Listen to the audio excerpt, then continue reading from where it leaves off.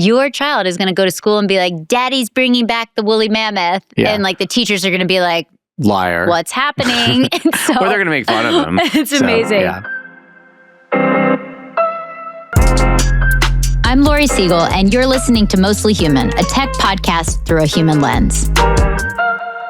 Well, thank you for being here. And I'm so excited for this conversation because what an extraordinary time to be talking about this. Yeah. And I was looking at your background, which is interesting. You're a serial entrepreneur, gaming, artificial intelligence, and now you are in the de-extinction genetic conservation business. So that's the next billion-dollar opportunity? Yeah, I think, So I've always been very, very lucky to have great teams of people help me build some pretty cool companies over the years. But I don't think I've ever been as in love as I am with this company, right? Because it's such the ramifications of our success are, truly, I think not to quote unquote change the world, but I think it also will really inspire like the next generation for science. And I think we have no idea what that halo effect could really be. And so it's something that's pretty amazing to think about as we kind of like started this journey. So take me to the moment that you decided. So you spent your career, you are from Austin, Texas. You didn't grow up in the Bay Area. You've done AI, you've done gaming. Like, it's just not overnight that someone is like, well, I'm going to try to do de-extinction and bring back animals that are far gone and actually have a different conversation about science. So like, go back to it. Well, it's really George Church's fault. Like, and if people love it, it's his. They should give him the credit. If they hate it, they should say it's kind of his fault. I met George Church, and I was just massively inspired. Right, George is awesome. He's funny. He's 6'7". He looks like Santa Claus. Much skinnier version. For those who don't know who George Church is, and tell us about that first meeting. So George is arguably the father of synthetic biology. He's the head of genetics at Harvard. He was some of the initial read-write technologies for genome engineering was all George. And he's amazing. And he really thinks outside of the box. He also doesn't believe in using the word impossible. And so I got introduced to George because I was running a satellite software and defense business, leveraging AI. And I got introduced to George. And they're like, oh, synthetic biology is the future. You should talk to this guy who's like the leader in it. So I reached out to George. He answered all my questions in like 3 minutes because he's a genius. Mm-hmm. And then after that, I was like, what else you working on? What are you excited about? And he started listing, because he's got 100 people in his lab at Harvard. He was just walking through all these crazy projects. Like what? They were doing like one of the projects at the time he was working on was neural regeneration. So how do you look at taking out and swapping out the nucleus of a neuron? So because your neural net would already be built. And if you could do that at scale, you already have the infrastructure already built, and then you could kind of regenerate neurons. Wow. That's incredible. And so anyway, he's working on a lot of these cool projects. Uh-huh. And it was like very overwhelming. And then towards the end of the call, I was smart enough to say, well, if you had one of these projects to work on for the rest of your life in unlimited capital, what would you do? And it was like a mic drop moment. He's like, I'd work to bring back the woolly mammoth, apply those technologies to conservation, apply those technologies to human healthcare, and I'd rewild the animals to help the ecosystems. And then the call was over. And he's like, all right, I have to go to my next call. And I was like, wait, what? And I was like, wait, you're joking. This is like, were you kidding? And he was just incredible. And you could hear this like childlike wonder and inflection in his voice. And it became abundantly clear, like after like listening to like 10 podcasts and a few interviews, that this is like actually what he wants to do with his life. So I called him back the next day and I was like, can I come see you next week? I was on a plane to his lab at Harvard. We sat down for 3 hours and we decided that we were a pretty good culture fit with each other. And I was like, all right, let's go do this. And a week later, we started building out the plan of how we could do it. And when we say go do it, do you really think you can bring back the woolly mammoth? Yeah, I mean, after, I'm a trust but verify guy, so I spent that 6 months talking to other scientists, and all roads led back to George. Everyone's like, yeah, we think you do this, but you should talk to about this, George Church. And it was like, George Church, like those commercials were like, George Church. And so I ended up saying, okay, great. I reached out to him and I said, and we walked through it, we built the plan, and it really was a function of focus and funding. It's like all of the technologies existed in some fashion. So it wasn't like we had to have, it's like, oh, we got it all, but we have to like solve faster than light travel, and then we'll have a mammoth, right? All the technologies existed on some level. We had to innovate on them. We had to improve them, and we had to make them better. But with enough focus and funding, we would get there.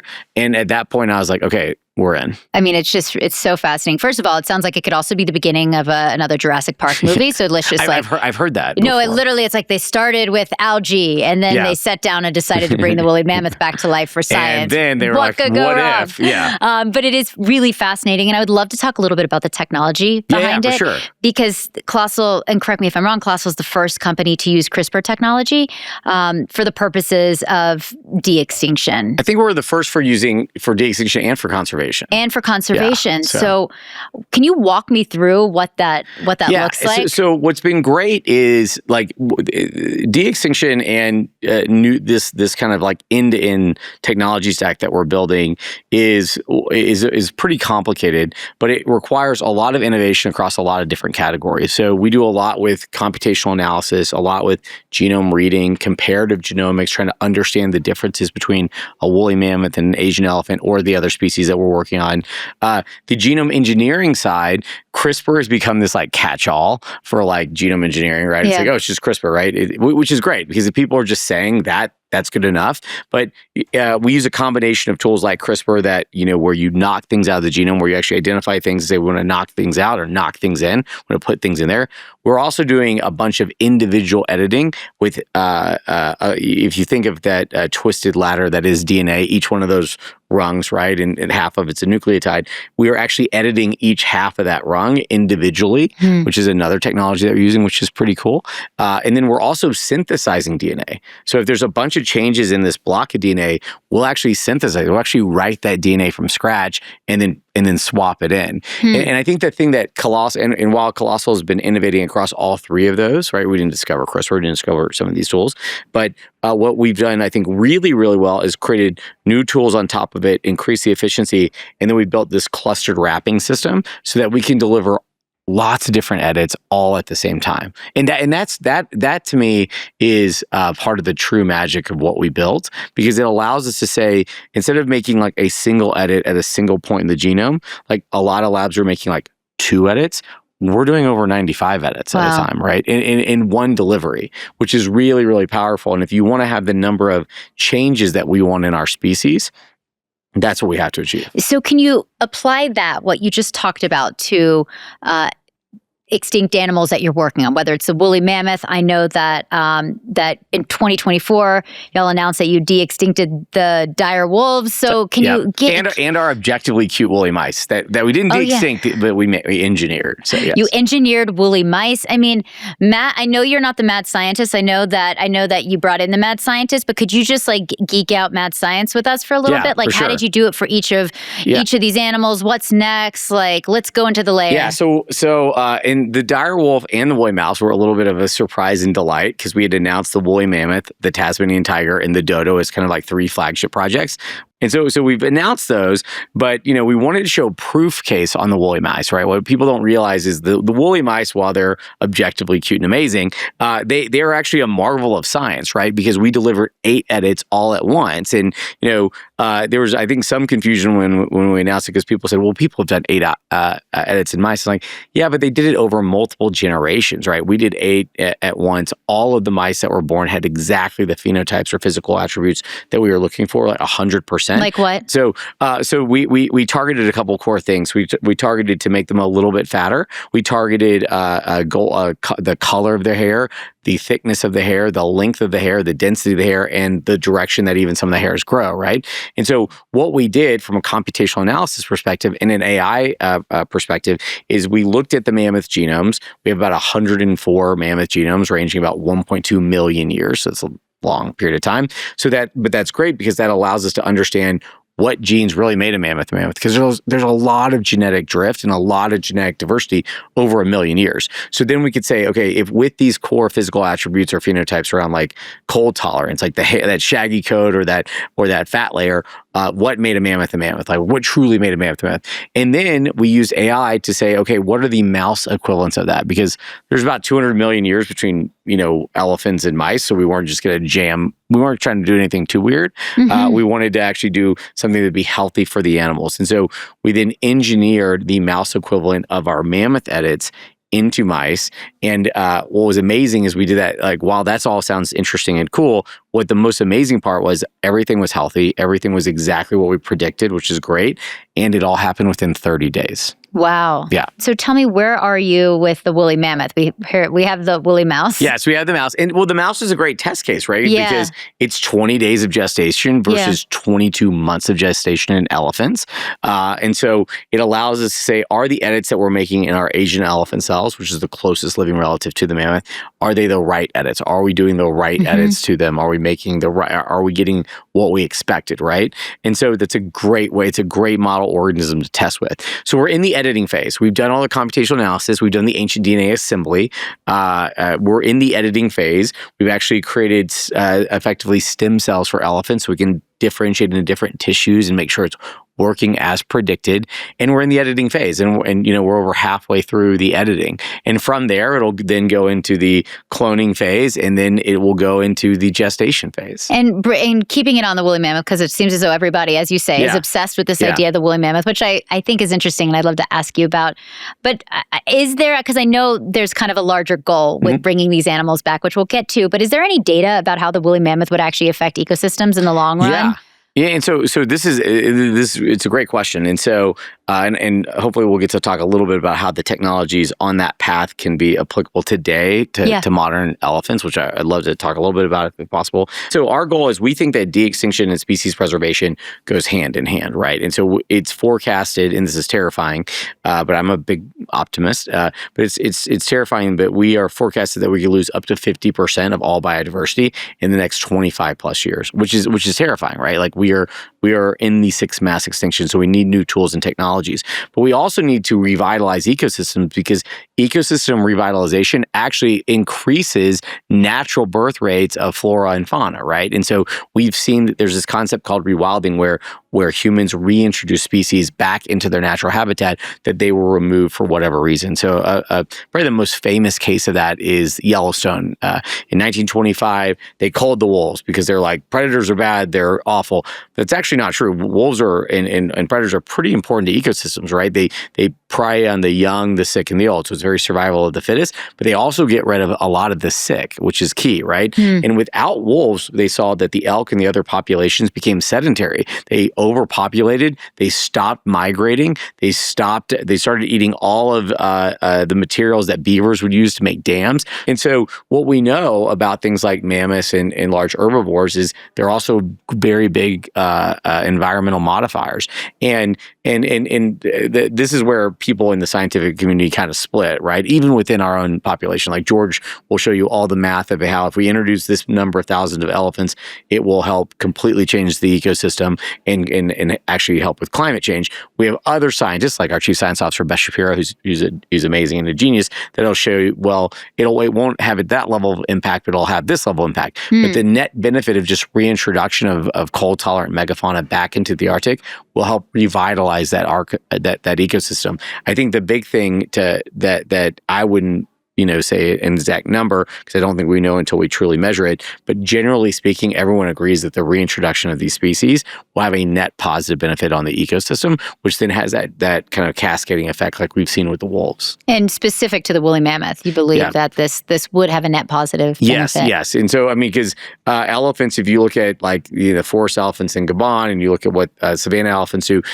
they're great at spreading seeds through defecation. They're great at removing dead and dying trees that are not great carbon stores, that are actually decomposing. So it is pretty interesting. And, I think from a geoengineering perspective, we have to do it and test it. But I think generally speaking, everyone agrees that a more biodiverse ecosystem is a better and healthy ecosystem. And I mean, there are very different ways that people actually, which I didn't know this before I started doing research on this, but there are different ways that people really define what de-extinction would look like. What does colossal mean when you define it? Yeah, I think we define it the only way it's possible, but I think that's my view. Sometimes people think that de-extinction is cloning. Like, you have to clone. Now, cloning is a step in the process. Yeah. But you can't clone from a cell that doesn't exist, right? And this is, I guess, the big question is like, if the woolly mammoth is so far gone, sadly, you can't clone it. You can't clone it, right? And so if we go back to that 104 mammoth example, which one is a mammoth?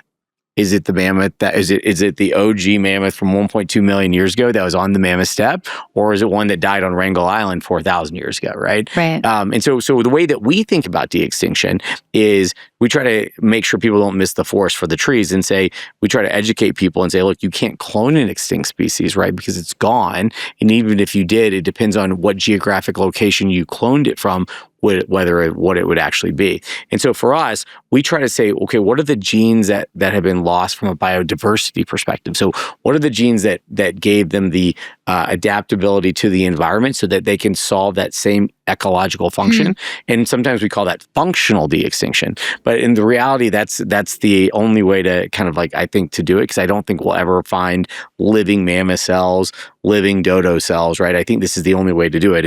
And so it's almost about rebuilding extinct species for today. And I guess this brings me to my next question, which is, y'all have something like over 100 scientists now working for you? Yeah, so we have about 260 scientists. Wow. Okay. So 260 scientists working to bring back extinct species from the dead. How do you decide which animals? I mean, I for some reason, I don't know why, maybe it's like an episode of Silicon Valley. I just imagine a bunch of people around and being just roll the dice. Yeah, how about this one? How about this one? Oh, that one seems kind of cool. But how do you actually do it? We don't have a set criteria. We just kind of have a framework, and it is very democratic with the things. Our chief science officer doesn't choose, I don't choose, our board doesn't choose. We really kind of bring everyone together to talk about it. So the things that kind of go in that mix are, is it possible, right? We're not trying to do trait engineering. We're not trying to make something just look like a direwolf or look like a mammoth, right? We want to understand what were those genes. We actually want to do the hard work and the research of that, right? Because we want to bring in that lost biodiversity. So is there DNA? Is there possible? So just to jump ahead, there is no dino DNA. I don't like to say impossible, but I don't see a path where there's dino DNA that's 65 million years ago. So I don't see a path for you to de-extinct a dinosaur. He's like, do not ask me if I'm bringing back dinosaurs. No, we get that question 400 times a day. Sometimes it makes people cry when we tell them no. But very few people say, oh, thank God. Most people are really sad about it, which is interesting.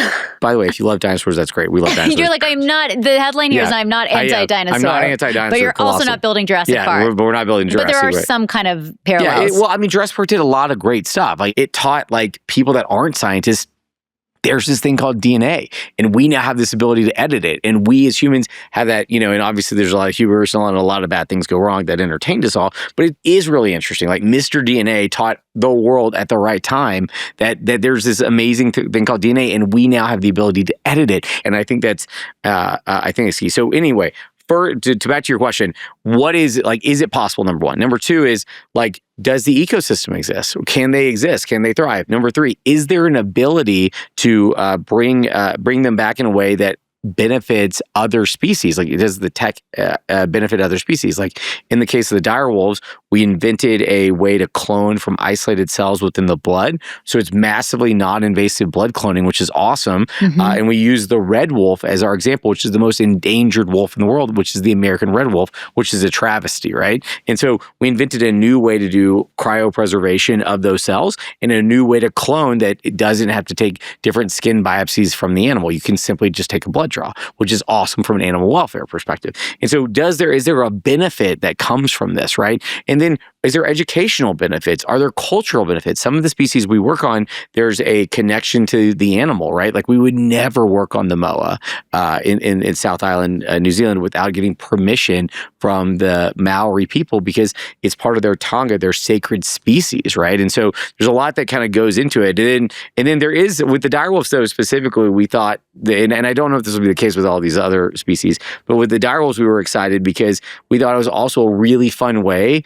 to bridge people in from fantasy, people that were Game of Thrones fans or Magic the Gathering fans or World of Warcraft fans, were direwolves. How do you bring them and say, these are actually real animals? I won't say who, but numerous people on the Game of Thrones set in the cast believe that they were mythical creatures, right? And so the fact that we could bring this like, cult following into science and get people excited about science, that kind of weighed in that decision too. It's interesting because when I was researching it, I'm like, God, they really have a large, like a public footprint, right? You aren't science behind closed doors. No. A big presence on social. You've built a brand around it. You have folks like Paris Hilton and Tom Brady on the cap table. Yeah, but those people, just to be clear, we didn't seek those people out. Right. 30%. I said this earlier, and like people are like, what? But 30% of our investors came from their kids.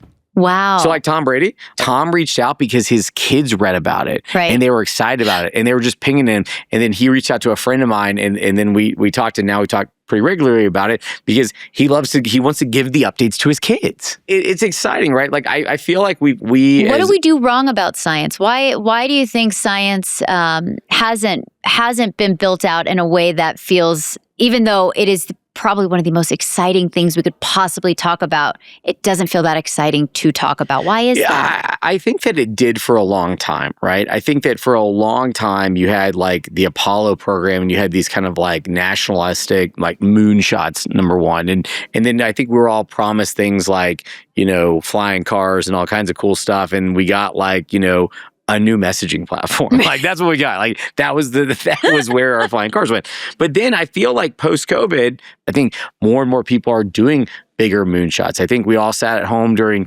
COVID and we're like, we don't want to just watch Netflix. Like there's got to be more to life and do cooler stuff. And so I'm hopeful that we have this like, reinvention and reignition of big moonshot thinking. And I think that if we are successful in our journey, we will bring people into biology or into being a conservationist because they thought what we did was cool. And the larger mission, of course, it's let's bring back the woolly mammoth. Let's bring back these animals that we never thought possible. Yeah.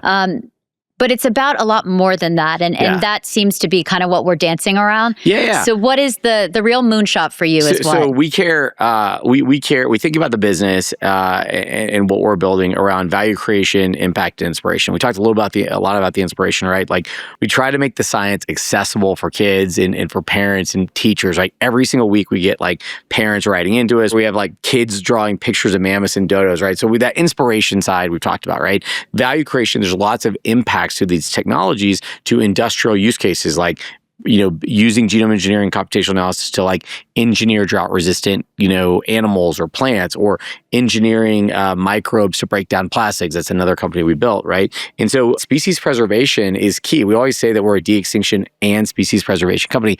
Most people don't say the second part. They just say the first part. And what that means is that all of these technologies that we develop, that have an application to conservation, we open source for the community. We even started a foundation, which is called the Colossal Foundation, that we raised $100 million for, where we have 75 global partners leveraging our technologies to innovate conservation, because we are kind of fighting this losing war globally against losing species and extinction. And so for us, I think if you fast forward the clock 10 years, I think perfect success and our perfect mission would be is that we've successfully delivered on our promises to the world in terms of our de-extinction projects and successfully rewilded them back into their habitats where they're thriving with indigenous people and governments and everyone excited about it. But I think we've also created a Noah's Ark 2.0, if you will, of species that exist today while applying those technologies to help save existing species today. And I think that would be kind of our ultimate dream. Okay, so we're in the dream, paint the world. I'm walking around. What animals am I seeing? What does the world kind of look like if you're able to accomplish all of these things that you're hoping to accomplish? Yeah, so I think that if we're able to accomplish everything that we want to do, I think you're going into areas like Alaska and Canada and others in the Arctic, and you're seeing healthy populations of mammoths thriving. I think you're going into Mauritius and seeing dodos back in Mauritius, moas back in the South Island of New Zealand. So I think you see that, right? And I think you hopefully see the benefits of more animals and more plants and stuff like that in there. I also think that I think hopefully we've done it in a way that from an education perspective, people can go and see kind of like these seed vaults of animals and what could have gone extinct and how it didn't go extinct because of innovation and technology. And I think that we have to think as a species, how do we out innovate the take that we have from nature, right? Because like we still have to live our lives, right? And We're still going to develop technologies. We're still going to make plastics. We're still going to consume things. So we have to figure out how we do that and live a life of abundance while we're also giving back in abundance to the world. And so I think in a world where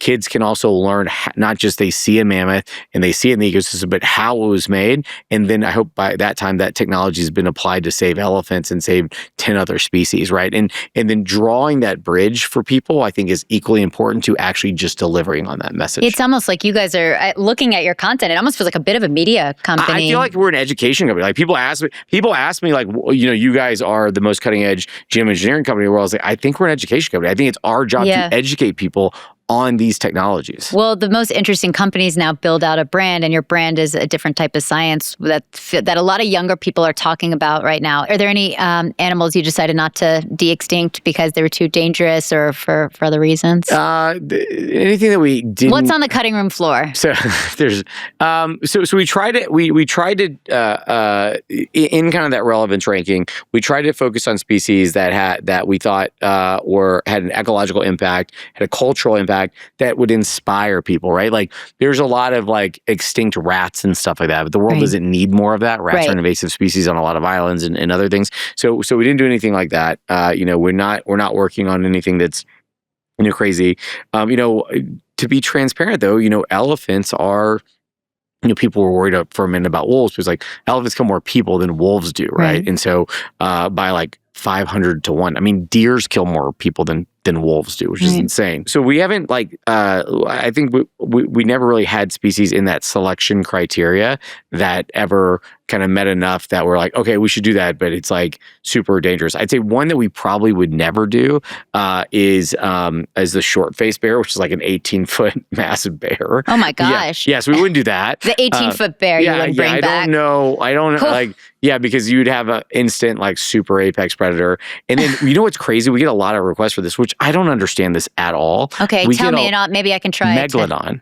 A what? Megalodon. It's like a giant shark. It's a prehistoric shark. Why would someone want that? They actually made movies about it called The Meg, which are ridiculous at best. But what's interesting is, no, I'm not. We are. First of all, there's not DNA, so everyone should just take a big sigh. We can all go swimming. But it's like the ocean's amazing. It's also absolutely fucking terrifying at times. So it's like I would never want to be like knowing that it's out there. I would still be scary enough. But that's another weird thing that a lot of people were like, please make a megalodon. I was like, what? Do you just have people sliding into your DMs being like, make this, make that? We get a lot of, I get a lot of stuff. Our team gets a lot of stuff. I bet. Well, you brought, and I know we have to end soon, but I do want to talk, because you talked a little bit about, because y'all are so out there, you're a big company, big voice, a big idea, you also have critics, right? You have the people who are in your camp, you have the people who are like, absolutely not, and some of the critics, have been the best thing for our business, right? Because it's like, I think probably one of the things we did right early on was we ran towards critics, right? And so I will say it's very modern, just like, just to kind of confront them right on. Yeah, there's two, no, not even confront them. There's two categories of critics, and there's ones I care about and ones I don't. The ones I care about are the ones that are what I call informed critics. Beth Shapiro, our chief science officer, huge critic. She wrote a book before I started this company called How to Clone a Mammoth, and it ends with you can't. I mean, that, and I was like, so I went and sat down with Beth, and I was like, but she's the number one ancient DNA expert in the world. Right. And so I went down and sat down with Beth. I was like, you can't clone a mammoth. I totally agree with you, but you can engineer one. And she was like, I think you could engineer one, right? And so, but, I love that you just recruited the person who wrote the book that said you can't bring back the woolly mammoth to actually. Like she had thought through the process. So anyway, we have lots of really great we have lots of critics that give us lots of feedback that's pretty valuable. Yeah. Like I got called out when we were launching, before we launched the thylacine and we launched the mammoth, and a very big critic was like, has he ever even been to Alaska? Has he been to Canada? Has he talked to indigenous people about the mammoth? And I was like, that's a really good point. So I got my ass on a plane and flew up there. And then before we launched the thylacine, I flew to Tasmania and I went to Central. I went and met with everyone I could because I wanted to actually hear from them. But then you do have the other critics that are like, I don't like it because it's Tuesday. And we can't do much about that. Well, I saw someone, someone said, Colossal's attempts are genetically engineered poor copies at best, passed off as the real deal, and Colossal spreading misinformation. So it's like pretty. I say this to you. You get this a lot. So what do you say to someone who works in a lab who says that? Well, so we're big freedom of speech people, right? We believe in everyone's right. Like if you want to call our mammoth a woolly mammoth, you should do that. If you want to call our mammoth a cold-tolerant, genetically modified Asian elephant with mammoth alleles across 104 different mammoth genomes with targeted select edits that have been conserved over 1.2 million years, you can say that too. Like it's your right. But the reality is that argument is that speciation argument. This is a semantic argument that really is in the eye of the beholder, because humans like to put things in boxes. And so if someone like whoever said that feels that way, that's okay for them to feel that way, right? It's like, I don't think in this world, if you're doing things right and you're innovating, and you're not going to have 100% of people behind you, right? But I think that person has every right to that opinion. And I want to go back and end kind of where we started. There is something, I don't know what it is, about the woolly mammoth that people are so drawn to or feel, nostalgic for, even though it was long before. It's probably like Ray, like he did the Ice Age movies. And what do you think it is? Is it just touching on a part of culture that... I think it's something that's just out of memory, right? Like, so the thylacine went extinct, a little over 80 years ago. And so like it is in generational memory, right? But the woolly mammoth is like, people put it in the camp of dinosaurs, right? Yeah. Even though there were 65 million years of genetic divergence of time between that, but it's just out of our reach, right? In a way, like people don't realize this, but there were mammoths on the earth while we were building pyramids. Like that's crazy, right? Yeah. And so like it wasn't just out of our reach, but it was just out of humanity's reach, right? And so it feels like we were there because we did coexist for some point. And so then they're also big, cute, megafauna that's charismatic. So I think that it checks a lot of boxes. Yeah, I think I was saying before we started the interview, I'm a new mom. I have an 11-month-old. You're a new dad. And I cannot, and this sounds so cliche, so I don't want to end on a cliche, but I cannot stop thinking about the world that my son is going to grow up in. And I imagine having little ones has changed you in every way possible and viewing the work you do. So I guess my last question to you is, how has actually having a child shaped your viewpoint? I think it, I'd say in two ways, right? I think we inherited a lot of problems. I think we created a lot of problems, and I think our kids are going to inherit some of those problems, but they're also going to inherit our solutions. So a lot of times I think people are quick to jump and say, we just need to go make this because it'll solve X, but our kids are also going to inherit our solutions.